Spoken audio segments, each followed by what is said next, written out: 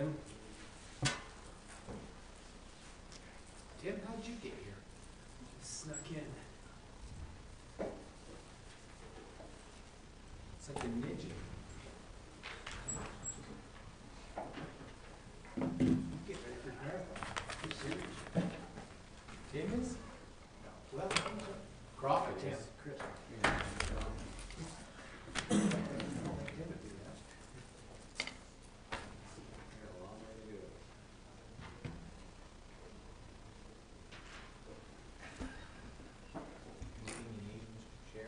Nope. We're going to call this meeting in order. We welcome you here today. This is the, what's the date today? The 26th? Yeah, 26th of February. Our county commission meeting, and it's good to have you all here. We're going to have an invocation today by Chris Crockett and a pledge of allegiance by Quinn Fowers. We'll go to that point.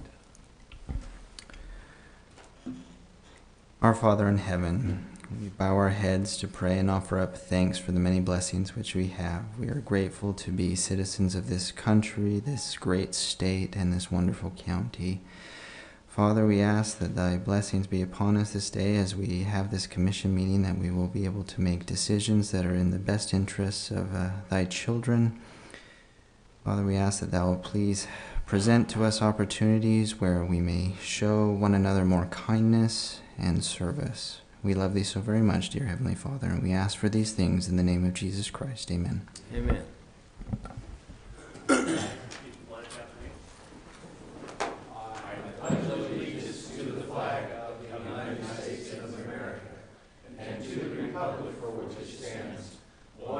Under God, indivisible, with liberty and justice for all.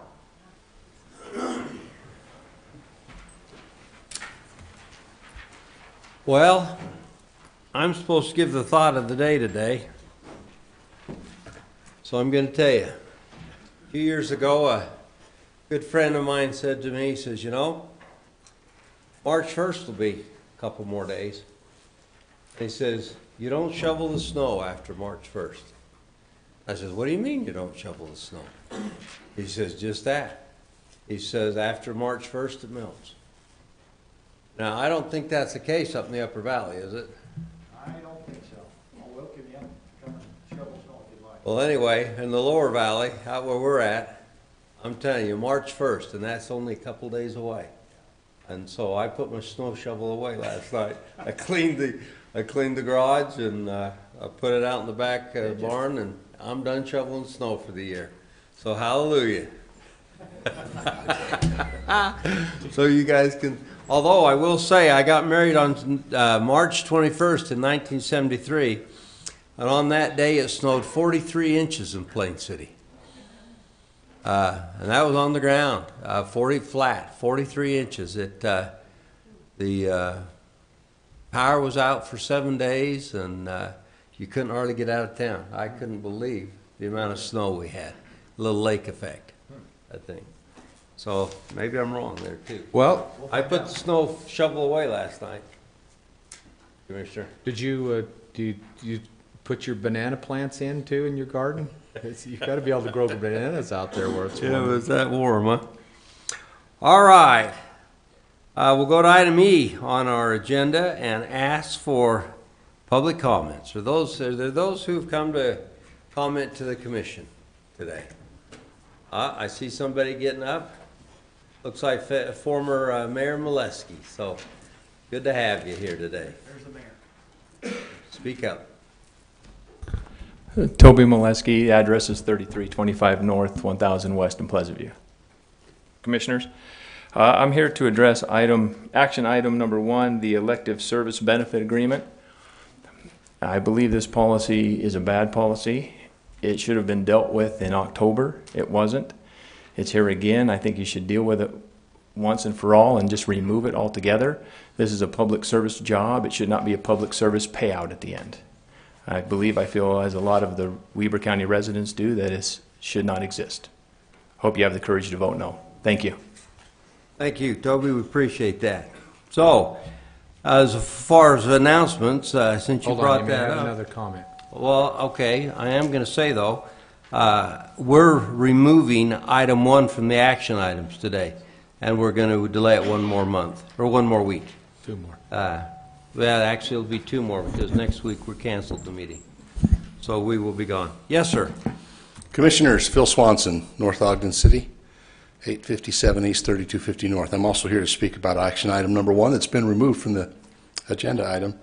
I have a little bit different take than Toby in that I feel for those who are unelected officials that did not have the power to create or to do away with this policy, that there's been some kind of expectation that they've garnished over time that there would be some health care coverage afterwards.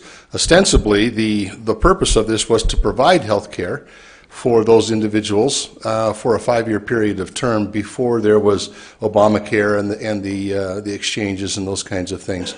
I would ask that you come to some kind of a compromise wherein there is not a cash payout. This isn't about receiving a cash bonus, but supposedly about health care for a 5-year period of term, and simply keep these individuals on the county health insurance program for 5 years following their tenure of service without any cash pay. They can stay on for the entire 5 years. If they take employment somewhere else and they have better health care, they can opt out of the program at that point in time. I'd encourage you to vote no on the cash payout, but not leave those who were not in a position to make a change on the lurch as well. Thank you for your service, gentlemen. Thank you. Thank you.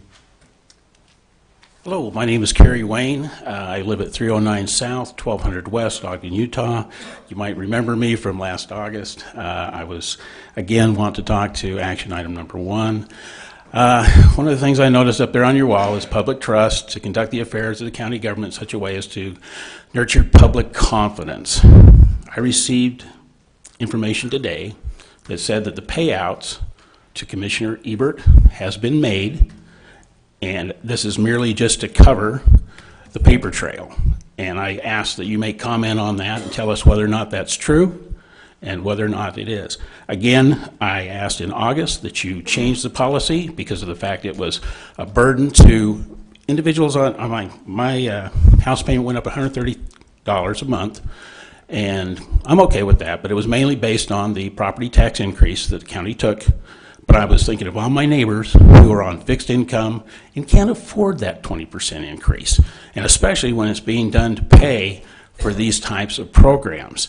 Again, I have the policy here in front of me, the 4-300 insurance and retirement benefits. It allows for your employees to have that 5 years worth of health coverage. The difference is the incentive policy is a tool for HR managers to reduce headcount. And this has been going on for 10 years. And yet we have openings listed on the Weber County Human Resource page for deputies. We're paying deputies to go away. And I cannot understand the logic behind that.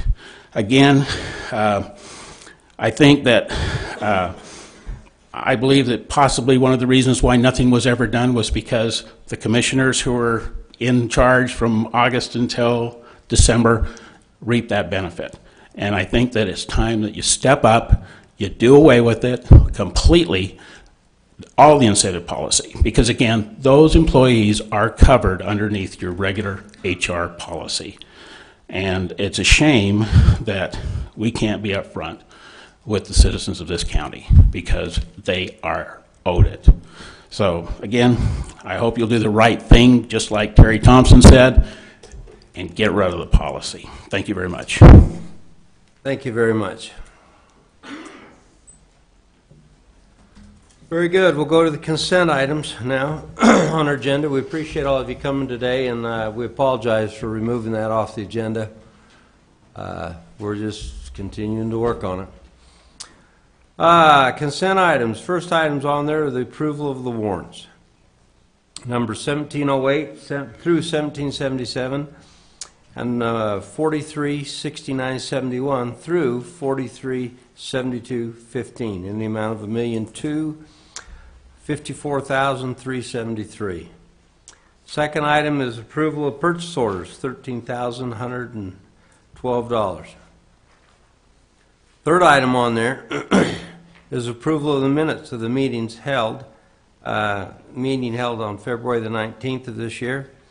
Item 4 is request for approval to cancel the regular commission meeting scheduled for March 5th.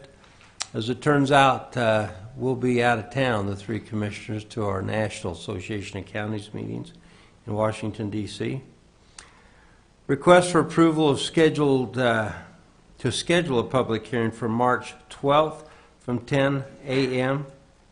To consider proposed ordinance ZTA 2018-08, a request to create architecture, landscaping, and screening standards for the West Weber planning area, new commercial areas. And item number 6 is the same thing. It's a request for a public hearing. So, in the past, they've scheduled these public hearings a little different way. And I requested that we have this on the agenda so that we can schedule these. That way we know what's coming up in front of us. And it's easy to get behind on this stuff. So we're going to approve these today, but in the future, Charlie, you want to do this a different way. Could you come up and address that? Sure, love to, even though I don't like being put on the spot. Commissioners, thank you so much for thinking about this. One thing I discussed with Commissioner Jenkins, a few years ago, we did do requests to set the date in the same way that you see on your agenda right now. And a few years ago, we steered away from that because it tends to take about 5 weeks to get any of these items on the County Commission agenda after the Planning Commission has made a recommendation. That's 5 weeks because of noticing times. It's 5 weeks because of the time it takes to get from a Tuesday Planning Commission meeting to another Tuesday County Commission meeting. Whereas if we don't do a request to set the date, we can get things from the Planning Commission to the County Commission within 2 to 3 weeks at a maximum. But again, it'd be minimum 5 weeks if we did request to set the dates. If the concern, as I discussed with Chair Jenkins, if the concern is that the Commission is not getting items for public hearings in sufficient enough time before the meeting to review and adequately be informed about it, we're more than happy to make sure the Commission gets those 2 weeks in advance or even more so. But to go with a request to set the date like we did about 5 years ago when I was first hired on, it's a 5-week delay for the applicant above and beyond what we're already doing, which may run contrary to the public service and customer service that we're hoping to achieve in our department. So we still have to post a public hearing. He just wants to come up and talk to us each individually because it shorts the delay period for the people who need the public hearing. And I'm sympathetic to that. I agree. You don't want these to have to go out too far. My only concern is these things sneak up on you, and a lot of times we don't get the information in time. And, Mr. Chairman, would it be fair if something sneaks up and it's just not ripe, not ready for a decision, to pull it from the agenda and we can renotice it? The only thing I feel bad about there is people come out of their way to respond to these, and public hearings are pretty big deals generally. Yeah. So I think we've got to be just a little sharper, and I say we, it's really me. It's not so much these two. I represent myself in that fact. I like to know when these things are ahead of you, and I like to be aware of public hearings. You know, I like to be able to study up on the issues, and not just Be prepared. and not just simply read something. I want to be able to get into the issue, because normally public hearings, you're approving something special or you're changing something. You know, they're pretty big deals. Yeah. So I like to be on top of public hearings, but. If the time is necessary, we're happy to do whatever you guys want to do. And I'm okay with that.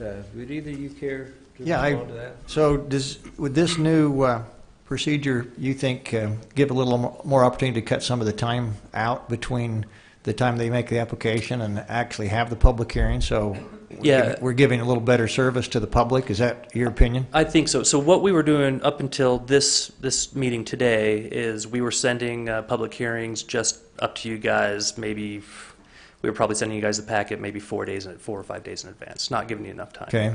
And I think what's been requested is that we get at least 2 weeks in advance. The procedure that's on the agenda today would be about a 5-week delay, but if we just did 2 weeks in advance, we could still stick to that 2-week time frame. So yeah, I think that would Well, I think we need benefit to, service. and I agree with Chair Jenkins that the public hearings are very important. That the public has the ability to come in and weigh in for these issues. At the same time, we owe the opportunity for these people making the request to make sure those requests are heard in a timely manner. And I don't think a 5-week period of time is timely. We need to give better service in that end. And if whatever we can do to give better service, timely service, and at the same time give the opportunity for public hearings, we need to do that. So it sounds like you may be on the right track. Hopefully. And we can make whatever adjustments we need to in the future as you see fit. Thank you. And I think anything that improves our process and helps with the building and the process by which people can start with a raw piece of ground and end up with a home on it, if we can improve that process and make that easier and more friendly for our environment, anything we can do to help that process, I'm in favor of. Great. Thanks, Charlie. Thank you. All right, item number 8 is request for approval of retirement agreements between Weber County and Camille Colvin and Diana Mason. Item 9 is a request for Weber Morgan Health Department for approvals of surplus office equipment and furniture. All right, those are the action or consent items. Are there any questions among commissioners for that? Lynn, go ahead. Thank you, Commissioner. We had 2 purchase orders totaling a little over $13,000. 76% or $10,000 of that went to the Roads Department for auto parts. 24% or $3,000 went to IT for server maintenance. We had 255 checks totaling $1.3 million. Largest of these, 30% or $382,000 went to the paramedic fund. It was actually 2 months of contributions there. 12% or $151,000 tourism, the Convention Visitors Bureau payment, and also some Golden Spike funds. 9% or $117,000 to Weber Human Services as part of our monthly payment. 9% or $112,000 to Weber Housing Authority for housing payments. Another about 9%, $107,000 for Public Defender Services, and finally 6% or $74,000 to Fleet Department for 2 trucks. Very good. There's no questions. I'm ready for a motion. Mr. Chair, I'll make the motion that we accept the consent items as read and explained. I'll second that. There's a motion and a second. All in favor, say aye. Aye. Opposed? They're unanimously approved. Now, I got to go back to item F. I skipped our presentation. Lori Randall, come on up. You're going to talk to us a little bit. It gives an update between Weber County Sheriff Office Victims Advocate Program. Thank you for being here today. Thank you, Commissioners. My name is Lori Randall, and I'm currently holding the new victim advocacy position at the Weber County Sheriff's Office. It is a grant position, and as part of the grant, I'm supposed to present to you twice a year. So this is my first time doing this, so if I miss something, if I don't have quite the information that you ask for, then I apologize and I will do better next time. Basically, the advocate position at the Sheriff's Office is to help reach out to victims of all crimes that happen within the county. And in doing so, my first quarter, I only reached out to one because I didn't start until the last part of August, and then I had like 4 weeks of training. The second quarter, I did reach out to 34 different individuals. That was the second quarter. The third quarter, we have a month to go yet, and I've reached out to 34. It's been quite an eye-opening experience for me. I have been able to help individuals anywhere from victims that have suffered from damaged property, domestic violence, hit and run, kidnapping, rape, sex trafficking, DUIs. Was able to assist a family that will be forever changed as a result of a DUI. And just to let them know that they have up to $50,000 coming from the state to help them with funds to help recover from their personal loss is quite satisfying. Oh, Lori, these funds come out of that state victim fund, right? Yes, it's the Utah Office of Victims for Crime, Right. is the grant, VOCA grant. There is a 25% match that the sheriff's office matches 25% of what the state pays or the grant pays. Well, are you talking about the payment to the victims, or are you talking about your salary? My salary, Right, Commissioner, okay. yeah. That's right. Yes. Everything that the state pays comes from the state. I just help the victims become aware that those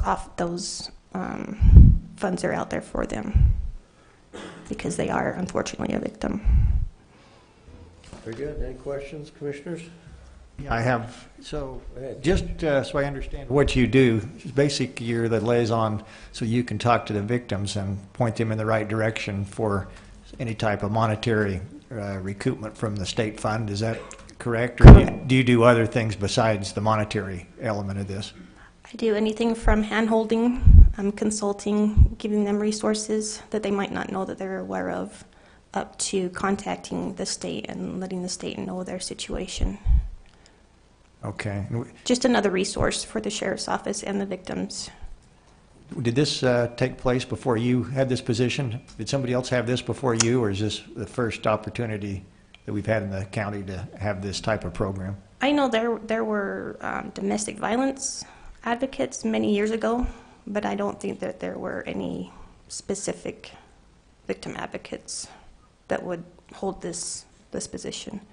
I think it's a great resource for not just the sheriff's office, but the county. Yeah, it sounds like it's a great program that's going to put these individuals in contact without going through a lot of red tape or running into some dead ends that may exist in our system that we know we all have. So I appreciate what you do. Lori, how long's the state had that program going? The grant, I am not sure, Commissioner. Well, not the how grant, long. the victim fund. Been around for quite a while. I didn't remember, and I thought maybe you could refresh me. My entire time down there, I have a recollection of it. It's been around. So it's been 16, 18 years at least, and I just didn't remember how long. I can check into that and get back with you and let you know. That'd be nice to know. All right. Commissioner Harvey, you got anything? No, I've known, Lori, how many years have you worked for the county? I start in 2005. 24. 24 or 14? I wish it was 24. Sorry, I'd be I that was much going closer back to another- retirement. Yeah. She's always done an excellent job with the place that she's been assigned or she's worked. I appreciate what you do, and you. Well, thank you. I don't question your motive or your genuineness with folks. I think I'm happy that you're representing us. Thank you. Well, thank you. I would like to put a little bug in your ear that I do see in the future maybe the need for another advocate in the upcoming years, if not sooner. So this grant will be up for renewal in March, and then I believe if we get approved, it will go for 2 years, and then every 2 years we'll put in for it. Very good. Thank you, ma'am. Okay, We thank you, appreciate it. Commissioners. Thank you, Ms. Randall. Bet. All right, we'll go to action items. Item number 2 is approval of a contract between Weber County and Utah Holstein Association for Weber County Dairy Days. Mr. Duncan Olson, tell us about it. Wanted to stand on the other side for a second. Yeah. Good morning, Commissioners. This first contract is between us and the Weber County Dairy Days. It is a fun-filled weekend where they come in and they have a little bit of a competition with their dairy cows, but they also do a lot of instruction, a lot of teaching these kids how to work their dairy cows. And so with this contract, we come in as a sponsor and one of the main sponsors. We get recognized at $1,800, and we help provide their programs and different things. And so it's an exciting competition that we love to be a part of. So this used to be called Plain City Dairy Days. I believe so. Yes. When I was a kid, and I mean a little kid, in the elementary, so that'd be like in the first grade. That'd be like 1957. Hold on, let me. Okay. They used to hold this out there then, and we'd go out on the square there across the elementary school and go to it. Yeah. And it got to be a little too much. But, so this has been going on a long time. Long time. I'm not sure when we got involved and brought it over to the Golden Spike, but it's been there since I've been there. It was in the 90s when we did that. Papa George and Wayment, Scott Wayment came to the Golden Spike and said, we need a little bit of help. This originated... Plain City didn't want any more. No, well, and this originated before Plain City. This originated down at the old stockyards. And they used to float their cattle from the river all the way up to the stockyards, believe it or not, on the river. I've been told by a couple of people. They've not long since deceased, but this is one of the oldest dairy shows, cattle shows in the western United States. It's a great, great show, and that, to really be able to preserve rural heritage, is the reason we have been in the past sponsoring this event. Waiving these fees for this is to perpetuate the rural and the bovine industry, and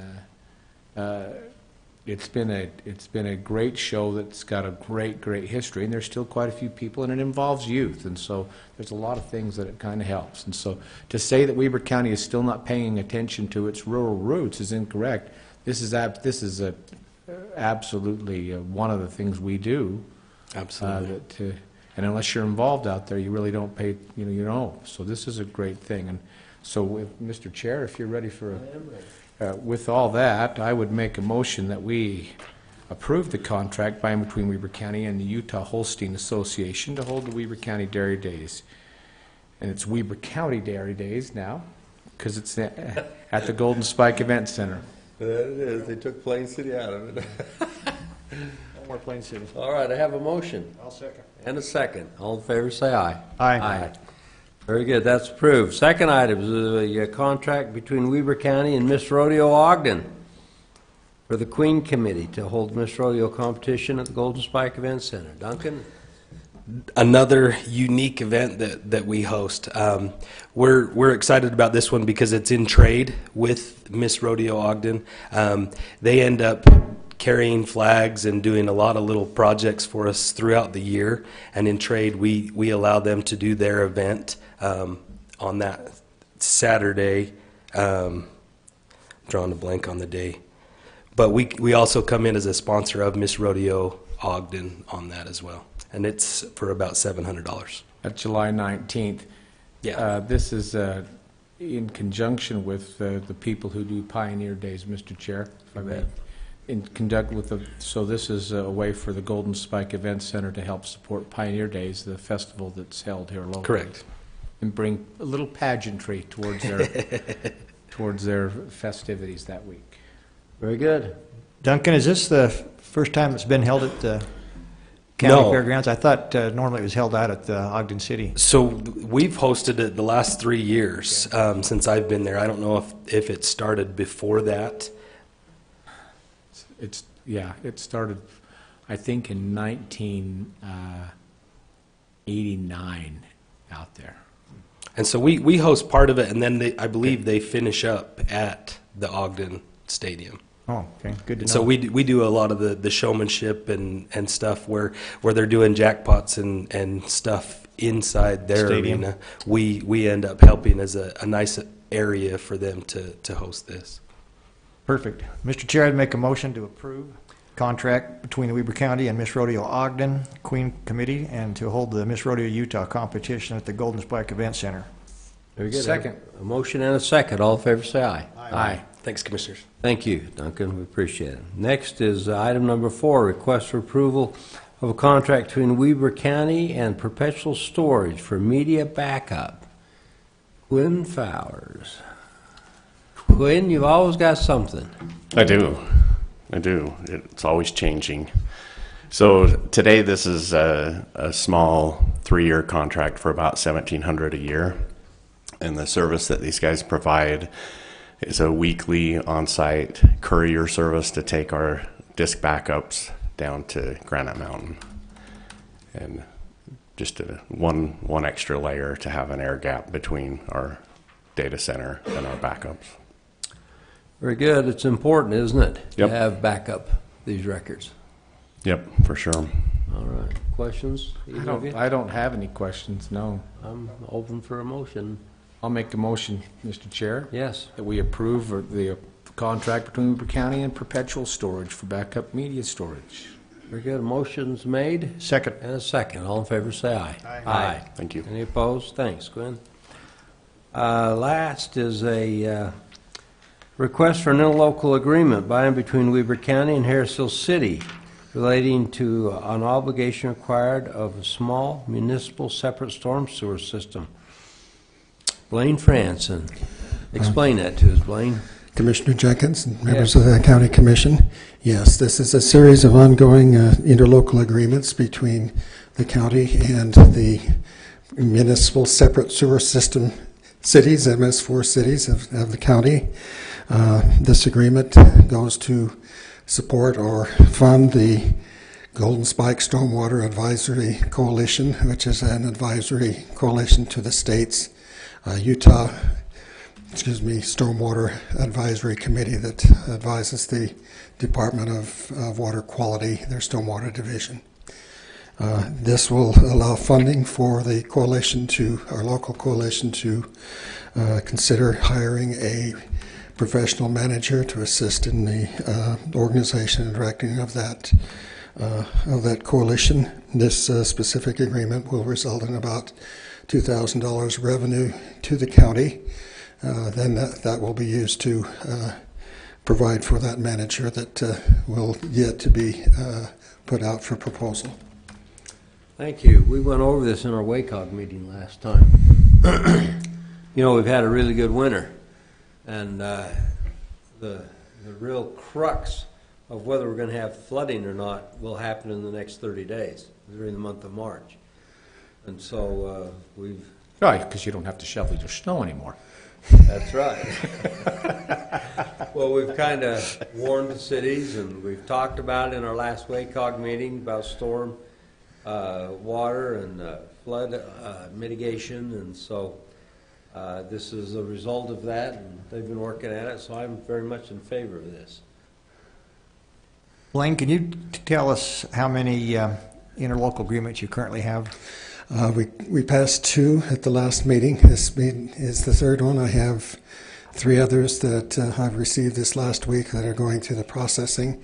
In total, I would estimate we'll have between 18 and 19 agreements with the local cities and some of the cities in Box Elder County to the north. So this is taking place as we speak, and this is going to be something that's going to benefit both Box Elder and Weber County and the cities, municipalities, I understand it. The GSWAC, which was previously the Weber County Stormwater Coalition, has been in existence, I think, since about 2006. But this will be the first time that we'll be looking at bringing in a professional manager to help administer that committee. So it just increases the professionalism, maybe a little bit better communication with the communities? Yes, and also to defray the cost of the chairman and the leaders of that committee. It takes considerable time away from their duties at their city or here at the county to perform these duties. This will allow us to basically put some of that homework and monthly duties and preparing the agenda and attending the meetings in Salt Lake. That will allow the local municipal and county representatives to basically defer some of the effort and time that this committee takes away from our current positions. Has the person been named for this? No, we have not yet gone out to the request for proposal. We won't do that until we have enough funding that we figure we can safely go into a contract with someone. Very good. Chair, I'd make a motion, Yes. if you're ready. Go ahead. I would make a motion that we approve of the interlocal agreement by and between Weber County and Harrisville City relating to the obligations required for the small municipal separate storm sewer systems under the UPDES permit number, Utah R0900000. Very good. I have a motion. Second. And a second by Commissioner Harvey. All in favor, say aye. Aye. Aye. I understand. Thanks, Blaine. Appreciate it. All right, last item today is a Stall of Fame winner. We're going to have John Bond come up, and he's going to make a presentation to Linnell Jensen. Come on up here. We're excited to hear this. This is kind of exciting. Yeah, thank Linnell, you. we see you in that office next to you, and every morning we want to come out and wave at you in there. And I wave back. Yeah, you do. You do. It's great seeing you guys. Go ahead. Commissioners, we appreciate the opportunity of being invited to participate in this. It gives us a chance to highlight one of our employees, and you offer a parking stall out in the parking lot, which is wonderful. And if I just take a second, I've written a couple of things. I don't want to miss a couple of things I've written down here because I really want to highlight Linnell in our office. But in the county treasurer's office, we're blessed with a staff of smart and nice employees. And today we get to highlight one of those, and that is Linnell Jensen. When Linnell's application for employment came through in October 2007 for being considered for a job, we had 4 other really, really qualified individuals also. It was really competitive. I thought it was a wonderful interview process. She rose above the others because she exemplified problem-solving capacity that we needed, a high degree of responsibility, excellent maturity, and superior attitude. She exhibited these qualities over the past 10 years she's worked for us in a very sophisticated, high-level job. She's responsible for reconciling all of the Weber County funds to our various bank accounts and aligning those reconciliations with our county comptroller. She's dependable and reliable. She's very attentive to detail and very accurate with her work. She has great analytical skills. She's a team player, has a wonderful attitude, and is friendly with everyone. She's nearly perfect. Thank you. Occasionally, she's too determined and wants to balance to the penny, and I exploit that so that our reconciliations are accurate. During the past year, she was accepted to attend Weber State University to complete a master's degree in tax. It's an accelerated program, and she will finish up her schoolwork in the next few weeks. Couple of months. A collective sigh of relief, but also well-deserved wow for this accomplishment. She graduated with a degree in accounting and passed the CPA exam, went to work for the Utah Jazz. She took a break in her work, and that's when we hired her when she came back into the workforce. At that time, she didn't work for a CPA firm, and so she didn't receive the ability to get a license. Well, now that she's back and wants that CPA license, she has to get her master's degree. She took that on, has now almost accomplished that, and will be able to be licensed. This will make her the 5th employee out of 1,109 employees in Weber County that has the CPA license. Congratulations. We have 3 in the clerk auditor's office, and we'll have 2 in the treasurer's office. It builds our capacity and strengthens our ability to serve you and serve the public, and we appreciate that. We appreciate Linnell. Thank you. Thank you very much.